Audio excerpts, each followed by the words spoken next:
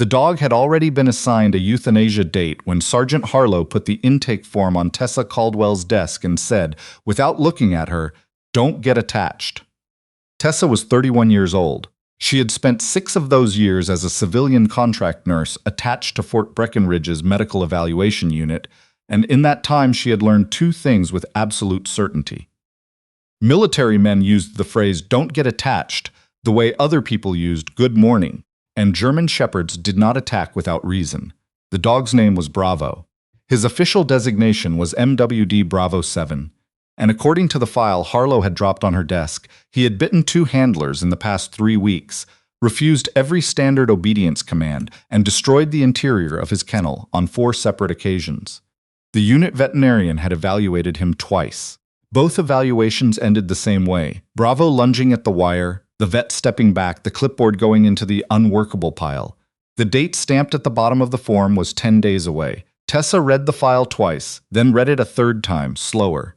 She wasn't a canine handler. She wasn't a dog trainer. She was a nurse, specifically the kind of nurse who had been hired to assess injured and psychologically compromised military personnel and write reports that told commanding officers what they probably already suspected. She was good at her job because she was quiet and because she had learned early that people told you more when they forgot you were listening.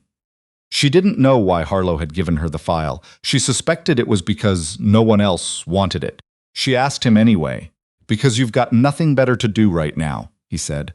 "And because Dr. Fenwick says the dog might respond to someone who doesn't smell like a handler." He paused. "And because it's either you or the date." Tessa looked at the photo clipped to the front of the file. Bravo stared back at her with eyes that were flat and furious and exhausted all at once. She recognized that look. She had seen it on men who came back from their 3rd deployment and sat in her office and answered every question in single syllables. Not aggression, depletion. She said she'd take a look. The kennel facility was on the north end of the base, past the motor pool and the maintenance hangars, far enough away that you couldn't hear it from most of the base's main buildings. This was probably intentional. Tessa drove over on a Tuesday morning in late October, the kind of morning where the sky was the color of old concrete and the wind had a bite to it that promised a worse afternoon. Corporal Denton met her at the gate.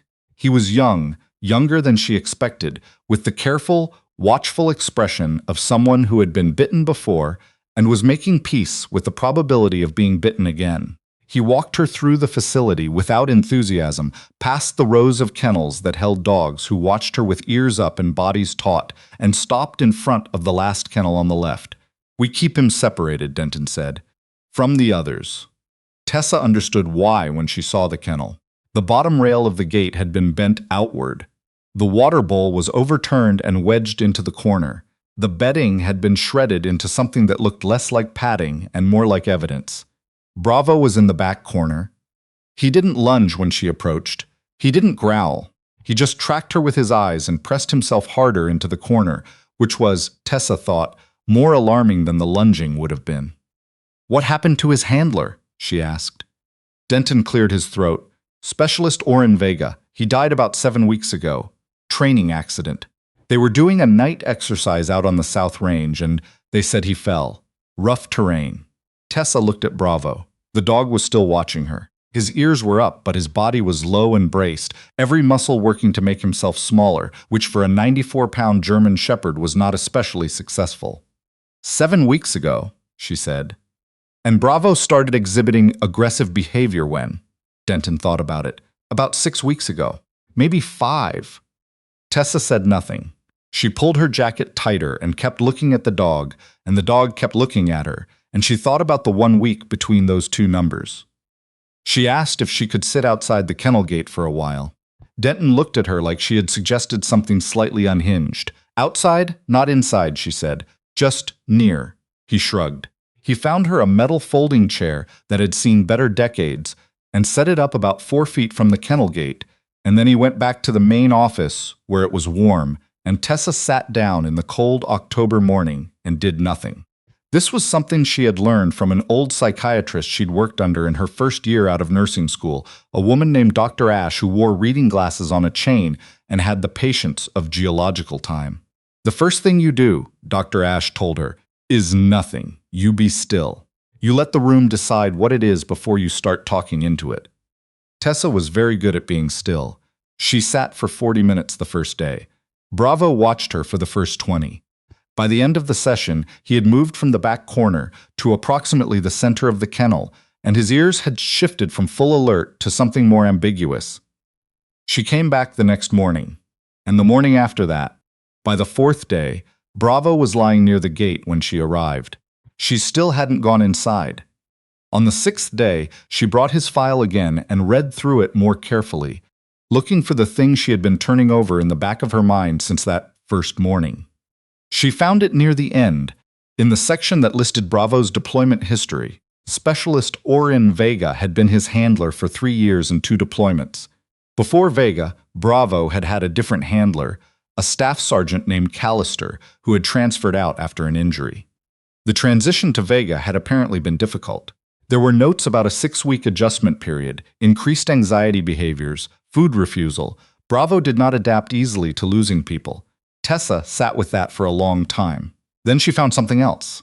It was in the incident report from the night Vega died. Not the formal report, but the supplemental notes from the duty officer on call, a Lieutenant Marchetti, written at 0300 and clearly under some duress because the handwriting deteriorated badly toward the end. Marchetti noted that Bravo had been left kenneled during the night exercise, standard procedure, but that at approximately 0140, which was the estimated time of Vega's death, the dogs in the south kennel row had gone off, which was the phrase Marchetti used, all of them barking. Bravo specifically had been described as throwing himself at the kennel gate repeatedly, the same time Vega died. Tessa put the file down and looked at Bravo, who was watching her from his spot near the gate. "You knew," she said quietly, not quite to him and not quite to herself. "Didn't you?" Bravo lifted his chin slightly off his paws. She thought about the 1-week gap again. 1 week between Vega's death and the start of Bravo's behavioral problems. And then she thought about something else. Something that had been nagging at her since Denton said training accident with that particular careful neutrality that people use when they have been told to use it. She asked to speak with Lieutenant Marchetti.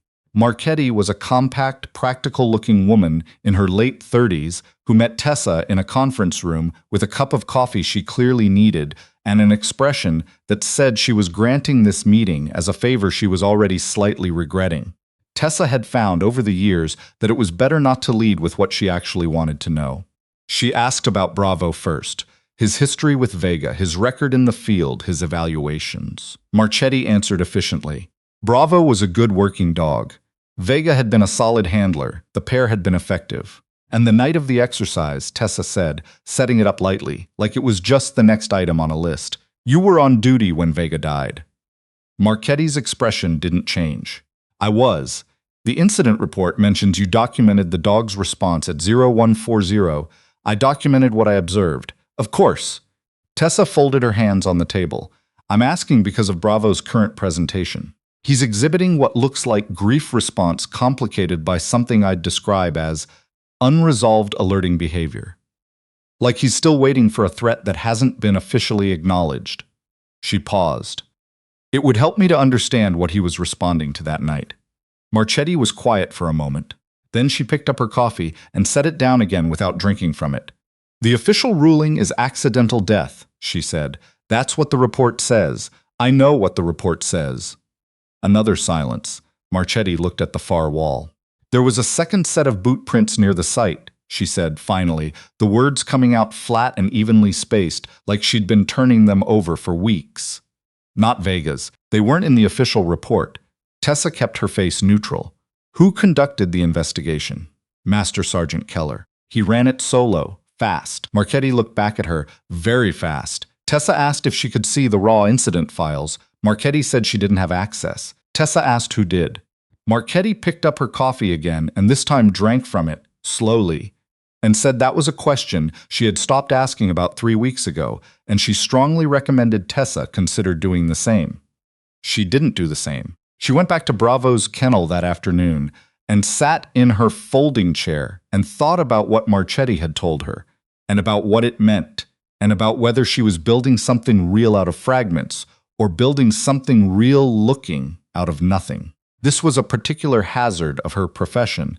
The mind that was trained to find patterns would find them whether they were there or not. She'd been wrong before. She could be wrong again. But she kept coming back to the boot prints. And she kept coming back to Bravo, who was now sitting near the gate rather than lying down, watching her with an intensity that reminded her, uncomfortably, vividly, of the men she'd seen in her office who were waiting for someone to believe them. On the 8th day, she opened the kennel gate. She did it slowly, with no drama, crouching low so she wasn't looming, turning her shoulders slightly so she wasn't confronting. This was something she'd read about, canine body language, canine stress signals, because she was a person who read about things before she did them and sometimes after. And she had spent the last week reading about military working dogs the way she usually spent her evenings, which was efficiently and without much regard for the time. Bravo didn't move toward her. He didn't back away. He sat and watched her crouch in the open gate, and she watched him, and they stayed that way for a while. Then he stood up. He walked toward her, slowly, with no weight in the step, the way a dog walks when it's still deciding, and he lowered his head and pushed his nose into her palm. Behind her, Denton, who had come down from the office to watch and was now standing 10 feet away with both hands in his jacket pockets, said, "Huh." Tessa didn't say anything. She kept her hands steady and let Bravo make whatever next decision he was going to make. He lay down next to her knee, not against her, not touching, just next to, close enough to feel, close enough to choose. She sat like that for half an hour, and she thought about Oren Vega, who had trained this dog for 3 years and walked beside him through 2 deployments and probably knew exactly what Bravo's breathing sounded like when he was calm versus when he was not. And she thought about a man dying alone on a night range with rough terrain and a second set of boot prints that nobody had put in the official report. And she thought about Master Sergeant Keller, who had closed the investigation very fast. She didn't have clearance for what she did next. She would think about that later, sometimes with a cold unease, sometimes with a sort of defiant clarity. But in the moment, she was operating on the particular certainty that comes not from confidence, but from the absence of any other acceptable option. She requested a meeting with Colonel Ashford, the base commander, through official channels. Ashford's adjutant called her back and offered her a 10-minute slot 3 weeks out. She accepted it, and then she went home and typed up everything she had, the boot prints, the timing of Bravo's behavioral changes, Marchetti's account, the gap in the official report, and she emailed it to the JAG office at the regional command level with Bravo's euthanasia date listed in the subject line. She was not sure what she expected to happen. What actually happened was that 2 men came to her office the following morning, identified themselves as SEED, Criminal Investigation Division, and spent 90 minutes asking her questions that she answered as precisely and completely as she could. They were not warm men. They were not cold men. They were men who wrote things down and didn't tell her what they were writing. When they left, she went straight to the kennel. Bravo met her at the gate. The investigation that followed was neither quick nor particularly visible. Tessa was not kept informed of its progress. No one called her with updates. She heard things the way people hear things on military bases, which was through the particular atmospheric pressure of a place where everyone works and lives in proximity to everyone else, and information moves like weather, sideways, and often damp. What she heard in fragments over the following 3 weeks: Master Sergeant Keller had been placed on administrative leave. A second investigation had been opened. 2 other soldiers from the night exercise had been interviewed separately, multiple times. The original incident report had been pulled from the standard files. She heard from Denton, who heard it from a specialist in the motor pool who had a girlfriend in the records office. The second set of boot prints had belonged to Keller. She did not hear what came after that. She suspected she wouldn't, that the rest of it would happen inside rooms she didn't have access to, in language she wasn't cleared for, and that the outcome would arrive, if it arrived at all, as a quietly amended record that most people would never read. But she knew, and Bravo's euthanasia date passed without incident. The paperwork to pull Bravo from the euthanasia list required 3 forms, 2 approvals, and a behavioral assessment signed by a credentialed professional. The veterinarian, Dr. Fenwick, who had originally recommended euthanasia, reviewed his own notes and Tessa's documented observations, and said, with the particular diplomatic brevity of a man rethinking a position without wanting to make a production of it, that the dog's presentation had changed significantly and that he would recommend a reassessment period rather than immediate action. Tessa got the form signed. It took 4 days. There was then the question of what to do with Bravo, who was not young. 6 years old in a working dog's life was not old, but it was not young either, and who had demonstrated that he did not transition easily and might not transition to a new handler at all. Tessa applied for adoption. The process was complicated in the particular way that military processes were complicated, which was not chaotically but bureaucratically, with each step legible but time-consuming and occasionally contradictory. She filed the initial paperwork in November. She got a conditional approval in December. The final approval, with 3 pages of veterinary documentation attached, came in the second week of January. She drove to the kennel on a Friday morning to pick him up. Denton was there. He was trying hard to look like the departure of a 94-pound German Shepherd was an ordinary, unremarkable event and not quite succeeding. He handed her the leash. She clipped it to Bravo's collar.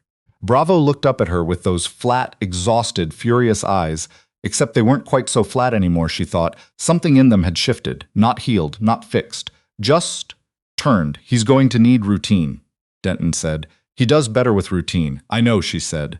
She walked Bravo to her truck. He stepped into the passenger seat without being lifted or prompted, turned 2 circles, and lay down with his head on his paws and his eyes tracking the windshield. She started the truck. She pulled out of the lot. She didn't say anything to him. She didn't need to. They drove through the flat gray winter of Fort Breckenridge and turned onto the highway and left the base behind, and Bravo watched the road unspool ahead of them, and somewhere around the 3rd mile he let out a long, slow breath and his shoulders dropped. Just slightly. Just enough. Later, months later, nearly a year, she would get a call from a JAG officer named Whitfield who told her, carefully, in the language of official things being said in ways that minimize their weight, that the matter related to the death of Specialist Orin Vega had been resolved and that she should consider the file closed. She asked what resolved meant. Whitfield paused and said that the findings had been referred to the appropriate authorities and that the record had been corrected. She asked if Vega's family had been notified. Whitfield said that all appropriate parties had been contacted. She thanked him and hung up and went to the back porch where Bravo was lying in the sun, actual sun, June sun, warming the boards of the porch deck, and sat down beside him. He moved his chin from his paws to her knee, which was something he had started doing around March and had not stopped. She had been asked, twice since January, to consult on other canine cases where behavioral crises had prompted euthanasia discussions. She'd said yes both times. The second case, a Belgian Malinois named Rook, 3 years old, flagged after his handler was wounded in a vehicle accident, had taken 6 weeks and a lot of early mornings in a cold kennel, but Rook was currently being transitioned to a working placement with a new handler who had specifically requested a dog with experience. She was writing up a protocol, nothing formal yet, just notes, really, the kind of notes she kept by habit, observations stacked on observations until something like a system emerged. Dr. Fenwick had read a draft and said it had potential. She was working on making it more than potential. She was not a canine specialist. She was not a trainer. She was a nurse who sat very still and listened and paid attention to the gap between what was in the official record and what was visible if you looked long enough. It turned out that was enough. Or at least it was a start. Bravo lifted his head from her knee when a bird landed on the porch railing, tracked it with the bright, activated alertness of a dog who was not done working, just done with the particular work that had been breaking him. And then the bird flew away and he put his head back down. And the sun moved another inch across the boards, and Tessa let the afternoon sit around them like something that didn't need to be solved.